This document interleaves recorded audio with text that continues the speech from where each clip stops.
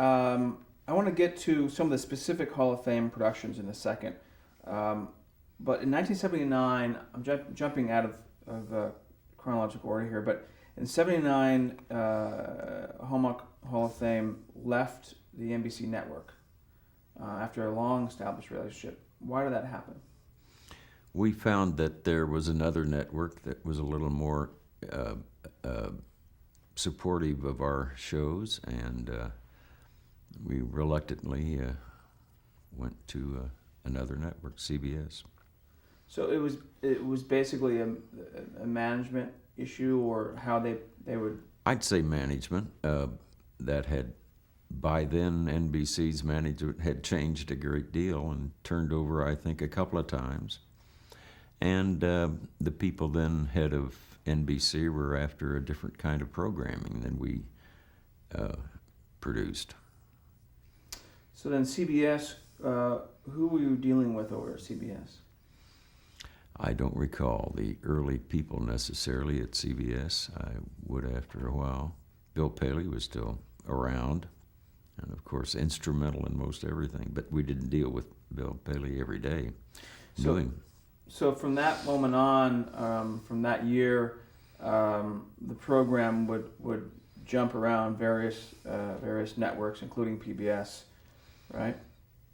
We did not jump around. We stayed with CBS most of the time. We occasionally put shows on other networks, and particularly if we frankly used other networks if indeed we thought we were not being treated fairly at a given network. We would test it out a little bit with another network, which proved to work all right.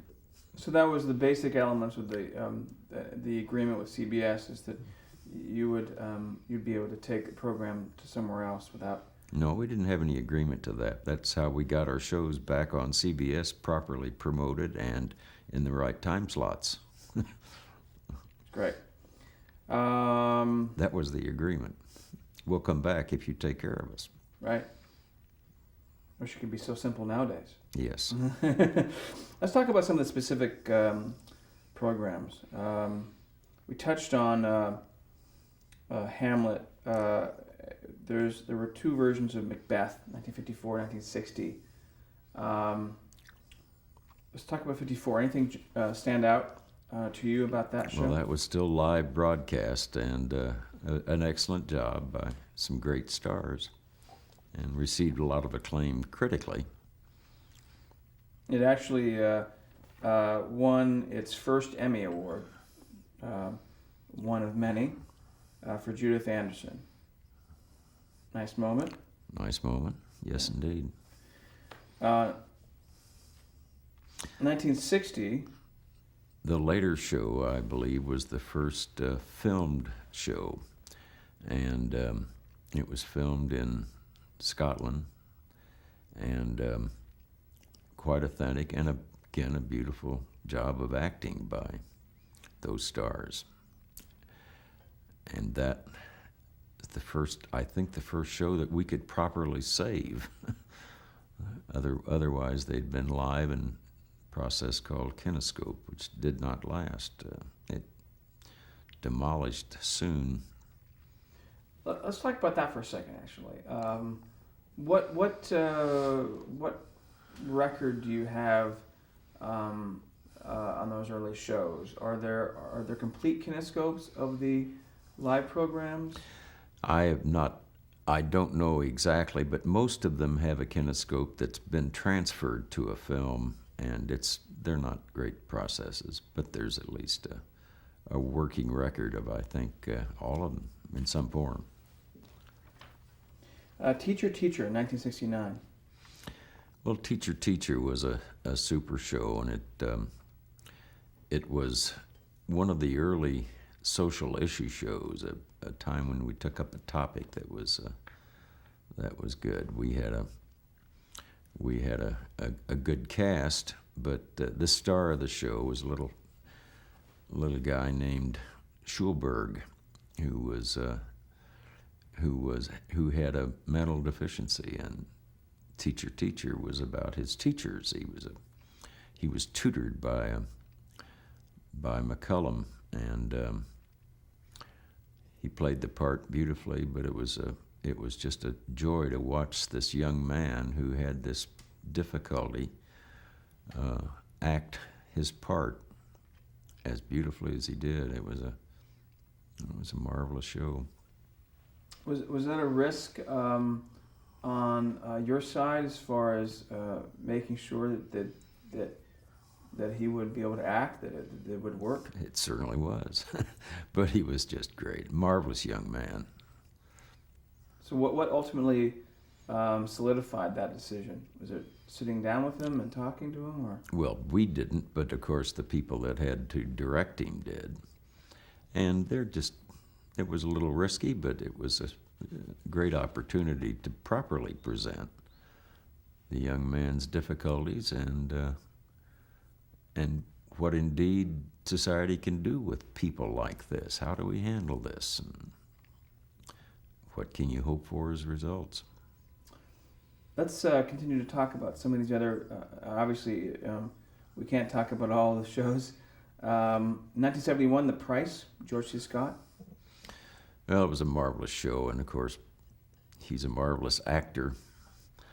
And it included Colleen Dewhurst, I think then wife, at least, and they did a marvelous job of acting with a story that is perhaps not that moving, but a chance to bring out some wonderful, strong characters. And George C. Scott and Colleen Dewhurst, I think Ralph Bellamy was in that show.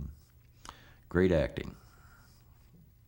The Promise, 1986. Why do you think it was so well received? Again, good acting, and a social topic. Schizophrenia had not really been presented, but it was well done, and James Wood and James Garner both did an excellent job with the show, and it became almost a textbook in teaching about schizophrenia around the country. In shows like that, we've always made an effort to make them authentic, so we've gotten all the experts in on it that we could. And this one particularly clicked in terms of being representing a problem that is not curable. It's you can only hope to keep it in control, and marvelous reaction to all those people who are trying to work with the problem. So we're pleased with that. Another significant one, My Name is Bill W.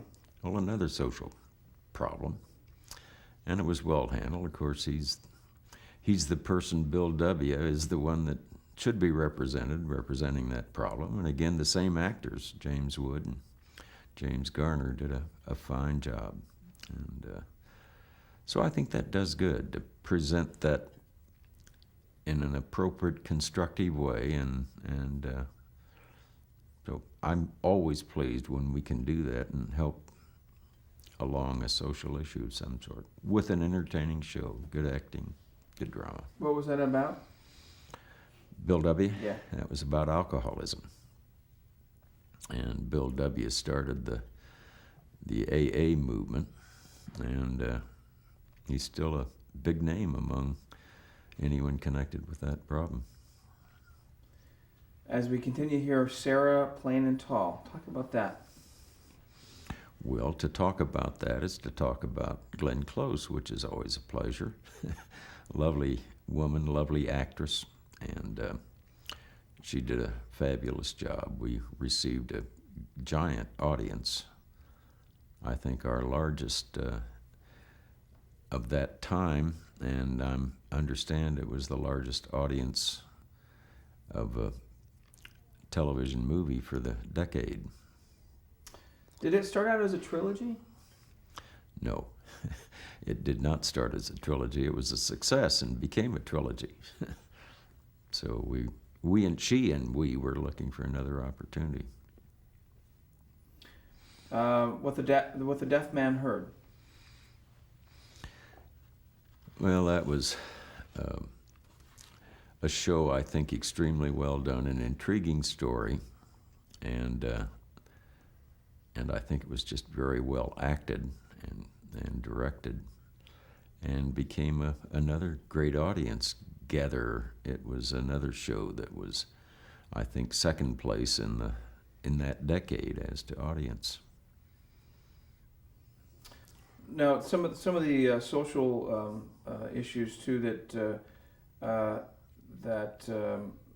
you tackled also became a little controversial. The Green Pastures, for example, in 1957. Set that up for us. Well, Green Pastures was an all-black show, a musical, and we had some good casting, and but I think it made a real statement in terms of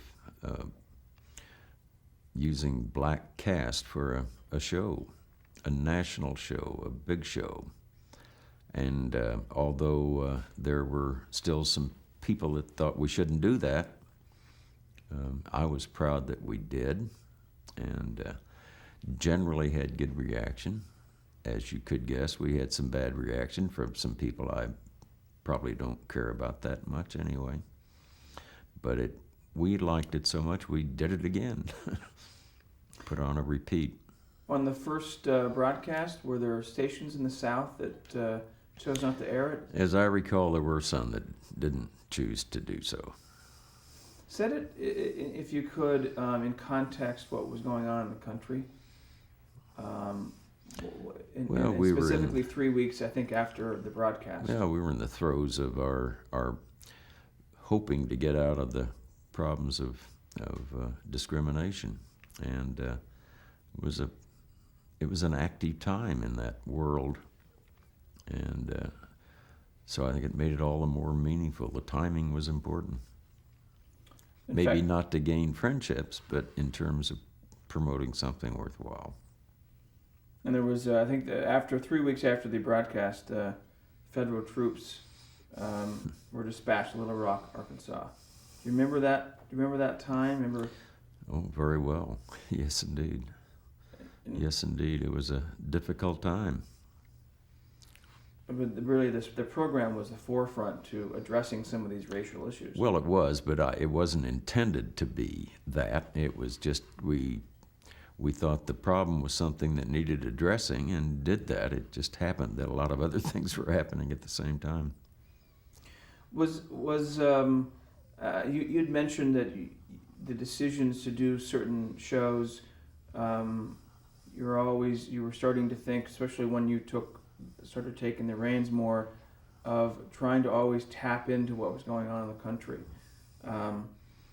and Green Pastures being an example of that, correct? Well, it was, yes. It was certainly a great and timely movement in this country, but additionally, I think if we don't keep our content of the Hall of Fame involved in what's going on in our world, we're going to get pretty old and pretty forgotten. A Storm in the Summer, 1970. Talk about that for a second. Well, that was one of my favorites. Peter Ustinov is one of the finest actors ever, but it was a really intriguing story, and I know it's been done on television other times, but I particularly love this performance of Peter Ustinov and this wonderful young black boy. But Ustinov had this young boy under his care for a summer, and although they had a very difficult time getting together, by the end of the summer and the end of the show, they were so close, and so it was very warm, sentimental, beautiful show. What was the story about, briefly? Well, just about his caring for him and their disagreements on things, basically, when they started out, and the rejection of the older man by this young black boy, but through Ustinov's caring ways, or his character's caring ways for this boy over the summer, they learned from each other, and they were very, very close, extremely close. Love is Never Silent, 1985. Well, that was a fine show, also, and one that was meaningful. It was about a daughter of two parents who were deaf, and she kept trying to work with them, and it was very difficult because although she could sign, it was very difficult for her to help them through the years. But we had blind actors do these, or deaf actors do these parts, and they were marvelous actors and actresses. Her parents were both deaf, and it was a marvelous performance, and I think helped a lot in people understanding deafness and the difficulties of being deaf and living with deaf people. But very constructive and a beautiful show. The piano lesson, 1985. Anything jump out at you for the Well, it was the first first broadcast of a black author, Wilson, very talented man. Intriguing story, again some excellent acting, and one that I think was constructive in our world. Certainly to bring to the fore a wonderful writer who had not had the attention he should have had in the past. I see he's getting more attention these days, as a matter of fact. I don't know if we helped in that or not, but I hope so. And this may be a silly question, but really, how does the Hall of Fame consistently get the high caliber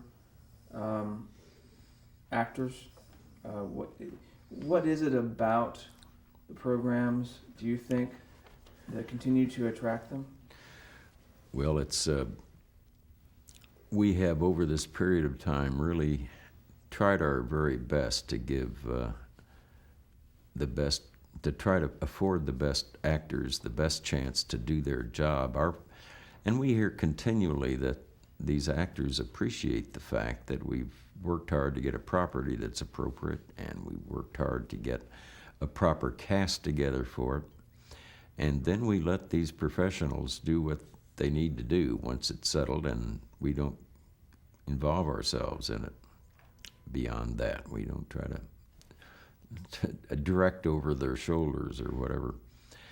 And because of the high caliber of the people that they work with, it's good experience, and they are our best public relations with other actors and actresses. And so it's become a wonderful thing, a fraternity of people that have worked on the show, and they promote each other working on the shows, and they just want to, they have a high desire to do a show, and that's great. That's to our benefit. There's so many amazing shows over the years. Are there any other programs that we haven't talked about that are your favorites? Well, I think you talked about some of my favorites. Certainly A Storm in Summer and Teacher, Teacher are two of my all-time favorites. But there are many that I've absolutely loved. To Dance with the White Dog was a great show, in my opinion. It gave us a chance to work with two very great stars, and who we've worked with on more than one occasion. But it also had a good audience. But it's just an intriguing and delightful story, and I've enjoyed my contact with some of these stars. We did All Quiet on the Western Front, for example. Had a good Ernest Borgnine and Richard Thomas were stars of that show. I developed a very close friendship with Richard Thomas since then, and his wife, and whom we see fairly often. And it's unfortunate people still think of him as Tomboy or John Boy only, but he's a very, very fine actor. So, but I've enjoyed those contacts. We've kept up with Ernest Borgnine and his wife, and other stars, which is kind of fun. We fought internally among our executive groups as to which one of us Glenn Close is truly in love with, and I guess none of us won. Your father received a special Emmy Award in 1961, which is really, I think it's from the trustees of the Academy. What did that mean to him? Oh, a great deal. No, it was a marvelous occasion for him. It was the first Emmy given to a sponsor, and it was about the series, and it meant a great deal.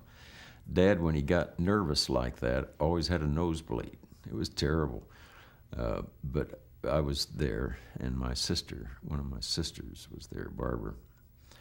And just before he was to go out and pick up the Emmy, he got a nosebleed. Boy, we were scratching around for anything to clean him up a little bit. Of course, he was fine when he got out there, but he always had that reaction when he got really nervous. And I know I later went up behind that same podium, and I can understand it. A lot of pressure. Oh, yeah. Has there been pressure for you when you took the reins and were running the company about continuing to run the company at the level that your father established? Do you feel pressure as far as that, being the heir apparent? No, no. It was it's a thing that I was involved in all my life, and I don't. I have had running a company has a little pressure, but I didn't set anyone else expectations on me. I just have my own, and I didn't feel that. So it felt natural. I thought I had to do it a little better than than I otherwise would have, but that's my pressure on me. Do you expect that of your son now, who's running the company? Well, I'd hate to lay that on him right now. He just became CEO 10 months ago. I'd kind of let him relax a little bit on that. But I don't have to teach him responsibility. He has that. Tell us how important it's been to remain a family-owned business. Oh, it's crucial for many reasons. If we were not a family business, we could not have continuously upheld our feelings about product quality. We could not have treated employees the way we think they should be treated. And we would not have been able to have 50 plus years of consistency on the programming of the Hall of Fame. It would have disappeared, I'm sure, long ago. In 1994, Hallmark Entertainment was formed. Why was this formed? What was the focus of the new company? Well, we had, for many years, looked different things that might benefit from our brand name, Hallmark. And it is a very popular brand name. At any one time, it would come out very high of all the brand names in the country. And used to be the brand name most trusted for many surveys for many years, most trusted brand name and logo, etc.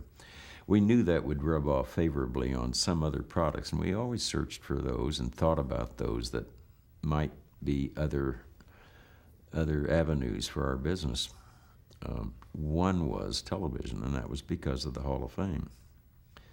So after working with a fellow named Robert Halmy, a very fine producer, and after his producing, I think, 5 or 6 shows for us, Hall of Fame shows, we merged with Robert Halmy, actually purchased their company, and he and his son, Robbie Halmy, started this Hallmark Entertainment, which is a production company for television movies. And at one time, they'd make up to 85 or so television shows per year. Usually shows made for a sponsor.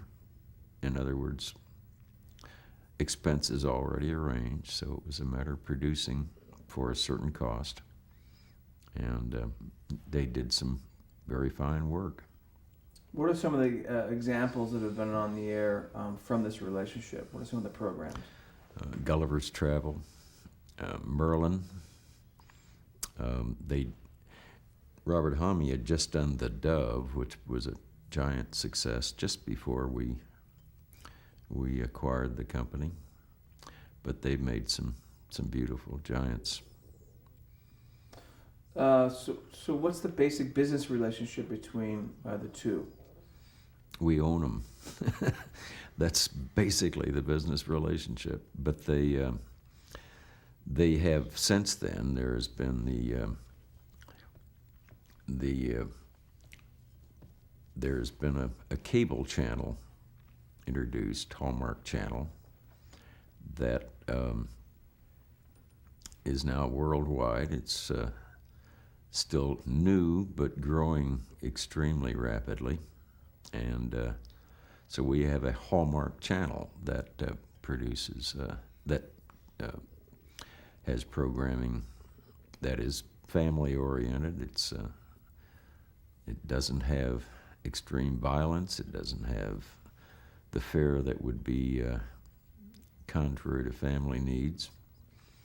And it, I think, will be quite successful in time. Beyond that, what's the basic mandate? Do you want to mostly stay with dramas, or are there movies, or are there what's kind of the basic mandate? It's family entertainment, and we feel that's, we communicate with our products of greeting cards and so on. That's communication to a large degree. We think we can also and should also entertain people, and that we do through this Hallmark Entertainment and the Hallmark Channel. And then we have another branch of what we do, and that is to help educate, and we are into that in a number of ways, primarily Benny and Smith, the people that make Crayola crayons and other products. So what's the long-term goal of the Hallmark Channel? Is it just continue on this road? Are you going to continue to rerun all the Hall of Fame productions? We have as an inventory a very sizable inventory, which is wonderful to have. We have an inventory of Hall of Fames, which we show. We also have this large inventory of Hallmark Entertainment movies for television that have been produced. And we purchase some other inventories. So we have quite a few. In 2001, last year, Hall of Fame celebrated its 50th anniversary. What did that mean to you? What did that mean to the company?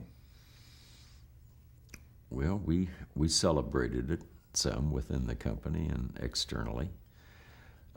It means a great deal that you can do something and do it well and continuously for that long a period of time.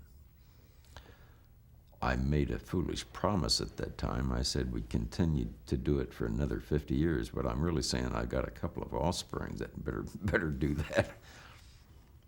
Although I may be around 50 years. I'm going to pause there and change tapes.